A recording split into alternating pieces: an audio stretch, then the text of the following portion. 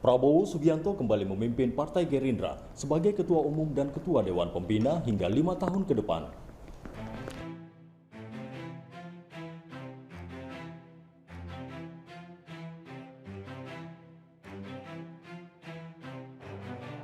Dan ke depan saya pikir jika Pak Prabowo seorang negarawan dan memiliki etika politik, saat para menteri kasak-kusuk galang dukungan jelang pemilu tahun 2024. Dikutip dari Kompas.com, hiruk-pikuk menjelang pemilihan umum pemilu dan pemilihan presiden serta wakil presiden Pilpres 2024 perlahan sudah mulai terasa. Sejumlah elit politik termasuk mereka yang saat ini menjabat sebagai menteri mulai kasak-kusuk mempersiapkan kuda-kuda guna menggalang dukungan. Sapane politik itu mulai terlihat bersamaan dengan peringatan Idul Fitri tahun 2022 pada 2 Mei 2022 lalu. Pada hari pertama Lebaran, Ketua Umum Partai Gerindra, emak-emak sekalian yang saya cintai,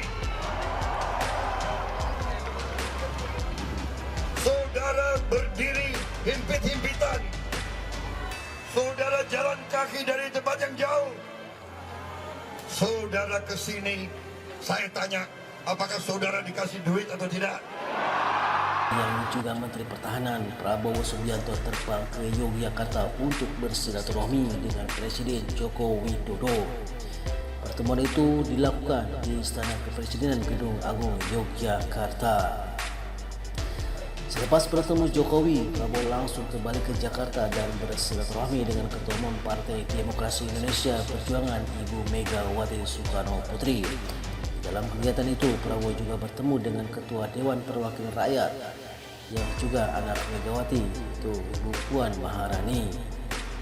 Prabowo memang salah satu tokoh yang berdasarkan hasil jajak pendapat berbagai lembaga survei mempunyai elektabilitas yang tinggi sebagai kandidat presiden.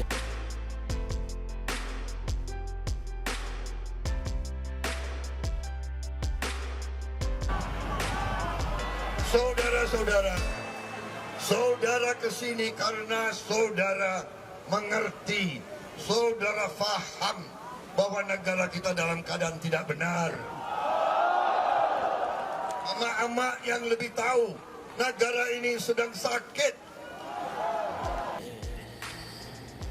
Sampai saat ini Partai Gerindra menyatakan akan mengusung Prabowo sebagai calon presiden tahun 2024. Sedangkan PDIP ada kemungkinan akan mengusung Puan Maharani sebagai calon presiden.